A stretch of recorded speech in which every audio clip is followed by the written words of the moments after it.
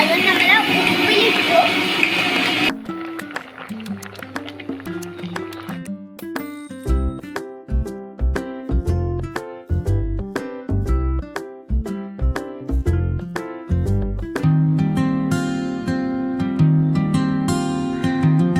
ഇവിടെ നല്ല mind. Hello guys, അപ്പോൾ എല്ലാവർക്കും സുഖമാണോ? അപ്പോൾ ഇന്നത്തെ ഒരു വീഡിയോയിലോട്ട് സ്വാഗതം കേട്ടോ. അപ്പോൾ ഇൻട്രോ എടുക്കാൻ വേണ്ടിയിട്ട് ഞാൻ നല്ല പെരീന്ന് ഇങ്ങനെ മുറ്റത്തേക്ക് ഇറങ്ങിയിട്ടുണ്ടാട്ടാ. അപ്പോൾ എന്തൊക്കെയുണ്ട് എല്ലാവരുടെ വിശേഷങ്ങളും? സുഖമാണോ എല്ലാവർക്കും? അപ്പോൾ ഇന്ന് ഞാൻ എൻ്റെ ഇന്നത്തെ കുറച്ച് ചെറിയ ചെറിയ വിശേഷങ്ങളാണ് കേട്ടോ, കുഞ്ഞു കുഞ്ഞു വിശേഷങ്ങളാണ് നിങ്ങൾക്ക് കാണിച്ചു തരാൻ വേണ്ടിയിട്ട് പോകുന്നത് കേട്ടോ. അപ്പോൾ ചാനൽ സബ്സ്ക്രൈബ് ചെയ്യാതെ കാണുന്നവരുണ്ടെങ്കിൽ സബ്സ്ക്രൈബ് ചെയ്യാൻ മറക്കല്ല കേട്ടോ. അപ്പോൾ ഞാൻ ബ്രേക്ക്ഫാസ്റ്റ് കഴിച്ചിട്ടില്ല. ബ്രേക്ക്ഫാസ്റ്റ് കഴിക്കുന്നതിന് മുമ്പ് ഒരു കുഞ്ഞ് ഇൻട്രോ എടുത്തിട്ട് വരാമെന്ന് വിചാരിച്ചിട്ടാണ് ഞാനിങ്ങനെ ഇവിടെ പുറത്തിങ്ങനെ നിന്നിട്ടുള്ളത്. അപ്പോൾ നല്ല തണുപ്പുണ്ട്. ഇന്നലെ നല്ല മഴ ഉണ്ടായിരുന്നു കേട്ടോ. അവിടെയൊക്കെ മഴ ഉണ്ടായിട്ടുണ്ടായിരുന്നു. അപ്പോൾ ഇതാണ് കേട്ടോ മേക്കപ്പ് ഒന്നുമില്ലാതെ എൻ്റെ ഒരു ലുക്ക് എന്ന് പറയുന്നത്. അപ്പം അങ്ങനെ ബ്രേക്ക്ഫാസ്റ്റ് കഴിക്കാൻ വേണ്ടി ഇരുന്നിട്ടുണ്ടായിരുന്നു കേട്ടോ. അപ്പോൾ ഇമ്മ ഉണ്ടാക്കിയിട്ട് ദോശയും സാമ്പാറും ചട്നി ഉണ്ടായിരുന്നു, പിന്നെ ഇഡ്ഡലി ഉണ്ടായിരുന്നു കേട്ടോ. അപ്പോൾ പിന്നെ ഉപ്പ പുറത്തുനിന്ന് സമൂസയും പത്തലും കൊണ്ടുവന്നിട്ടുണ്ടായിരുന്നു. അപ്പോൾ ഉണ്ട് എല്ലാവരും ഫുഡിങ്ങിൻ്റെ തിരക്കിലാട്ടോ ഉള്ളത്.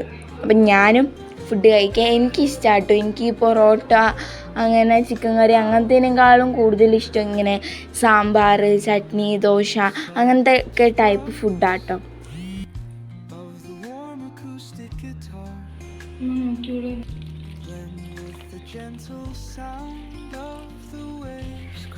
പിന്നെ ഭക്ഷണമൊക്കെ കഴിച്ച് കഴിഞ്ഞതിന് ശേഷം ഉപ്പ കുറേ മാങ്ങ കൊണ്ടുവന്നിട്ടുണ്ടായിരുന്നു കേട്ടോ രാവിലെ വന്നപ്പോൾ. അപ്പോൾ അത് ഞങ്ങൾ അച്ചാറിടാമെന്നാണ് കേട്ടോ വിചാരിച്ചത്. പിന്നെ അതിൽ കുറച്ച് കേട് മാങ്ങ ഉണ്ടായിരുന്നു, ഒരു പഴുത്തൊക്കെ പോലെ. അപ്പോൾ അച്ചാറിടേണ്ട ഉപ്പിലിടാന്നൊക്കെ വിചാരിച്ചു അതിനുള്ള കട്ടിങ് പ്രിപ്പറേഷനാണ് കേട്ടോ ഞങ്ങളെല്ലാവരും ചെയ്യാൻ വേണ്ടിയിട്ട് പോകുന്നത്.